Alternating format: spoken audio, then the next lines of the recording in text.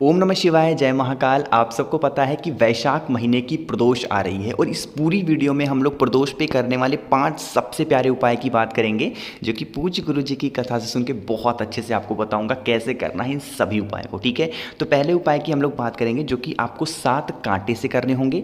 दूसरा उपाय 107 चावल, 108 चावल नहीं, 107 चावल के दाने से करना है। तीसरा उपाय आपको मूंग के दाने से करना होगा और चौथा उपाय आपको माता अशोक सुंदरी की जगह पे करना है। सिर्फ आप सुनते जाएं, समझने की कोशिश करिएगा, सारी चीज़ें आपके दिमाग में सेट होंगी। ठीक है, तो एक एक करके हम लोग सारे उपाय की बात करते हैं। पहला उपाय आज का हमारा होगा, आपको 7 कांटे से करना होगा, है ना।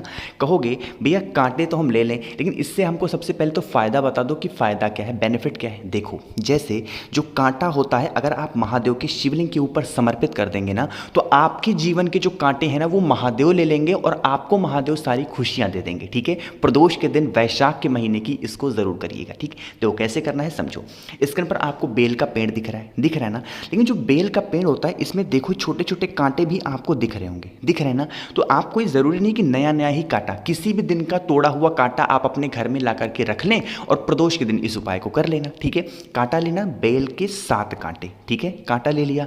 साथ ही साथ आपको जरूरत होगी एक धतूरे की। ठीक है, धतूरा की भी सीजन चल रहा है, आराम से आपको धतूरा मिल जाएगा, खोजने की जरूरत नहीं है। एक चीज मैं आपको भूल गया बताना, जब आप इस कांटे को तोड़ेंगे, बेल के पेड़ की, बहुत ही टाइट कांटा होता है, बहुत ही टाइट, तो बहुत ध्यान से तोड़िएगा। छोटे बच्चों को तो बिल्कुल मत भेजिएगा तोड़ने के लिए, कोई भी आपके घर का बड़ा हो उसी को भेजिएगा। ठीक है, चलो आगे बढ़ें। उसके बाद इन दोनों चीज़ों को लेके प्रदोष के दिन, प्रदोष काल में सिर्फ और सिर्फ वैशाख महीने की प्रदोष पर इस उपाय को करते हैं, हर प्रदोष पे नहीं करते। ठीक है, तो वैशाख महीने की प्रदोष के दिन, प्रदोष काल में महादेव के शिवलिंग के पास पहुंचना। ठीक है, अपने दाहिने हाथ में, सबसे पहले थोड़ा ध्यान से सुनिएगा, अपने दाहिने हाथ में पकड़ेंगे एक धतूरा। ठीक है, रख लिया। उस धतूरे को सबसे पहले महादेव का श्री शिवाय नमस्तुभ्यम का स्मरण करते हुए शिवलिंग के ठीक ऊपर रख देंगे। ठीक है, रख दिया। अब आपके पास 7 कांटे बचे हुए हैं, बेल के बचे हैं ना, उन 7 कांटे को एक एक करके अपनी मनोकामना कहते हुए उसी धतूरे के ऊपर या फिर उस धतूरे के बगल में रखना स्टार्ट करेंगे। धतूरा जब चढ़ाएंगे तो धतूरे की डंडी होगी माता अशोक सुंदरी की तरफ और कांटे वाला भाग होगा आपकी तरफ। ठीक है, और जो कांटा आप चढ़ाएंगे एक एक करके धतूरे के ऊपर रुक पाए तो धतूरे के ऊपर, वरना वहीं धतूरे के आसपास चढ़ाएंगे अपनी मनोकामना कहते हुए। एक साथ मत चढ़ाना, एक एक करके अपनी मनोकामना कहते हुए समर्पित करना। वैशाख महीने की प्रदोष के दिन जो भी व्यक्ति प्रदोष काल में इस उपाय को कर लेता है, जीवन के सारे कांटे महादेव उससे ले लेते हैं और उसके घर में हमेशा खुशियां बनी रहती हैं। ठीक है, तो इस उपाय को जरूर करिएगा। तो यहाँ पर हमने पहले उपाय की बात कर ली है, आगे बढ़ते हैं हम लोग अपने दूसरे उपाय की तरफ, जो कि 107 चावल के दाने से करने होंगे ना। कहोगे भैया आप पागल बहुत बनाते हो, सभी लोग उपाय बताते हैं 108 चावल 108 चावल, आप 107 बता रहे हो। देखो तरीका है कुछ इसका बताने का, समझना।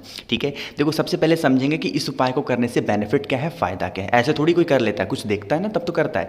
तो इसको करने का सबसे बड़ा फ़ायदा क्या है कि आपके घर की जो बीमारी होगी या फिर आपके घर में कोई नेगेटिविटी है, जैसे होता नहीं कि हमेशा कुछ भी करने का मन नहीं करना, हमेशा आदमी उदास रहता है, तो इस काम को करिएगा, उसके बाद देखना चमत्कार।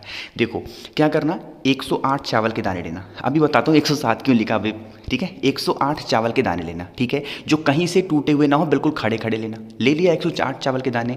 अब इस 108 चावल के दानों को लेके महादेव के शिवलिंग के पास पहुंचेंगे। ठीक है, पहुंचेंगे, यहाँ पर अभी जल वगैरह कुछ समर्पित नहीं करना। इस उपाय में जो भी पूजन पाठ करनी हो इस उपाय से पहले आप कर लेना। जब आपका पूजन पूरा खत्म हो जाए, जो भी महादेव को समर्पित करना है समर्पित करना, अपने दाहिने हाथ से शिवलिंग को अच्छे तरीके से पोंछना, साफ करना। ठीक है, जो 108 चावल के दाने आप लेके गए हैं, ठीक है, उस 108 चावल के दाने को महादेव के शिवलिंग के ऊपर आपको समर्पित करना होगा। कल्याणेश्वर महादेव, कौन से महादेव का नाम लेना है, कल्याणेश्वर महादेव का नाम लेके शिवलिंग के ठीक ऊपर एक एक करके नहीं चढ़ाना है, एक साथ आपको समर्पित कर देना होगा। चाहे तो प्रदोष काल में कर लें या फिर सुबह के टाइम कर लें, कोई दिक्कत नहीं है। ठीक है, नाम याद रखना महादेव का, कल्याणेश्वर महादेव के नाम से समर्पित करना। अब देखो एक चीज़ जो बताने जा रहा हूँ वही चीज़ ध्यान से सुनिएगा। जैसे आप गिन करके कितने ले गए थे, 108 चावल के दाने, अरे ले गए थे, तो उन 108 चावल के दाने में से एक चावल का दाना सिर्फ शिवलिंग पर छोड़ देना और बाकी के बचे 107 चावल के दाने आप उठा करके किसी छोटी सी कटोरी घर से लेके जाना और उसमें रख लेना। ठीक है, जो 107 चावल के दाने आप मंदिर से कटोरी में रखे हैं उसको लेकर के आप अपने घर चले जाना। ठीक है, देना जहाँ पर भी आपको रखना हो, कोई दिक्कत नहीं है, बेड के नीचे रख दो, कहीं अलमारी हो अलमारी में रख दो, कपड़े में बांध के रख दो, कहीं पर भी उस व्यक्ति के कमरे में रख देना कल्याणेश्वर महादेव का नाम लेके। जब तक वो चावल का दाना 107 चावल का दाना उसके कमरे में रहेगा कोई निगेटिविटी नहीं आएगी और जो बीमारी उसकी होगी ना धीरे धीरे करके खत्म होगी। अभी रिसेंट में जो कथा हुई है गुरु जी की ना, उसी में इस उपाय को बताया था, तो मैंने बता दिया कि प्रदोष के दिन जरूर करिएगा। ठीक है, बात आई समझ में। तो 2 उपाय की बात हमने यहाँ पर कर ली जो कि बहुत इफेक्टिव थे, बहुत ज़्यादा आसान है। ठीक है, तीसरे उपाय की बात कर लेते हैं जो कि मूंग के दाने से करना। ये उपाय जब भी प्रदोष आता है ना मैं आपको ज़रूर बताता हूँ, मेरा सबसे फेवरेट है। देखो क्या करना होगा समझिएगा। स्क्रीन पर क्या दिख रहा है, यहाँ पर आपको लाल चंदन दिख रहा है। कहोगे भैया एक बार पहले बता तो दो इसका फ़ायदा क्या है। तो इसका फ़ायदा क्या है, जो ये उपाय को प्रदोष टू प्रदोष कर लेता है, हर प्रदोष जो इस उपाय को करता है सारी इच्छाएं उसकी पूरी होती हैं। ठीक है, तरीका समझना। स्क्रीन पर आपको लाल चंदन दिख रहा है ना, एक चुटकी लाल चंदन लेना, ज़्यादा लेने की ज़रूरत नहीं है। ठीक है, लाल चंदन लिया, साथ ही साथ एक शमी के पत्ते चाहिए। कहोगे भैया हमारे पास शमी के पत्ते नहीं, हम क्या करें। तो जिस भी मेरे भाई बहन के पास कोई भी शमी के पत्ते ना मिले ना, तो इस शमी के पत्तों की जगह पे एक चावल का दाना ले लिया करिए। ठीक है, बात आ रही समझ में। एक शमी का पत्ता लेना या फिर एक चावल का दाना लेना, साथ ही साथ एक बेलपत्र भी लेना। जब मैं बताऊं बेलपत्र लेना तो इसको आप थोड़ा सा कॉमन सेंस लगाया करो कि मैं बोलना चाहता हूं कि वो कहीं से कटा पिटा हुआ ना हो। ठीक है, एक बेलपत्र ले लिया, साथ ही साथ जो मैंने मूंग लिखा था आपको एक चुटकी मूंग लेना है। अब मूंग में लोग क्या करते हैं ना, मूंग की दाल ले लेते हैं, इसीलिए मैं फोटो देखो कितना मतलब थोड़ा सा हाई क्वालिटी का रखता हूँ ताकि आपको समझ में आए। आपको मूंग की दाल नहीं लेनी है, आपको इस तरीके से खड़े मूंग को लेना हो। ठीक है, खड़ा मूंग ले लिया एक चुटकी, फिर आपको एक चुटकी लेना मतलब एक टुकड़ा लेना होगा गुड़ का। बहुत सारे लोग कहते हैं भैया तांबे के लोटे में गुड़ नहीं डाला जाता, ऐसी कोई बात नहीं है।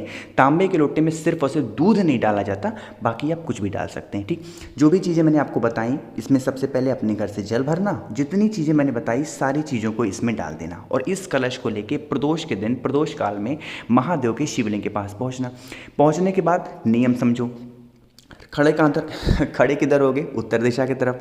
महादेव का कोई सा भी मंत्र, ओम नमः शिवाय, श्री शिवाय नमस्तुभ्यम, कोई सा भी मंत्र बोल करके जल को समर्पित कर देना। ठीक है, जल समर्पित कर देना पूरा का पूरा अपनी मनोकामना को कहते हुए। अब सुनो क्या करना होगा, यहाँ पर 2 मिनट तक बैठना। ठीक, अगर इस उपाय को कोई महिला कर रही है तो आपको क्या बोलना होगा 2 मिनट तक, नमः शिवाय ओम। क्या बोलना है, नमः शिवाय। ठीक, इतना बोल दिया।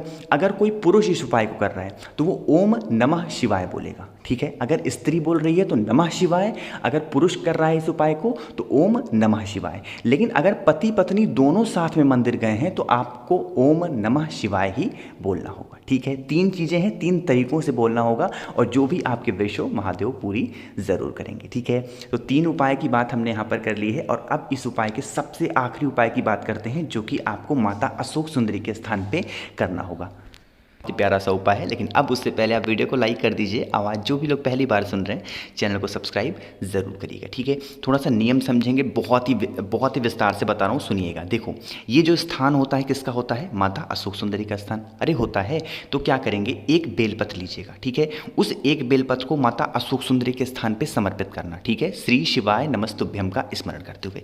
जो डंडी होगी महादेव की तरफ होगी, पत्ती की तरफ होगी, बाहर की तरफ होगी, जैसा कि आपको दिख रहा होगा। इसी बेलपत्र को उठाना, महादेव की शिवलिंग के ऊपर समर्पित करना। क्या नाम लेकर के, कल्याणेश्वर महादेव का नाम लेके। कौन से महादेव, कल्याणेश्वर महादेव का नाम लेके समर्पित कर देना। ठीक है, समर्पित जब करोगे तो इसके बाद इसी बेलपत्र के ऊपर 1 लोटा शुद्ध जल तांबे के लोटे से कल्याणेश्वर महादेव का नाम लेके समर्पित करना। ठीक है, जब जल को समर्पित करोगे तो जल बहता हुआ माता अशोक सुंदरी के स्थान से नीचे गिरेगा।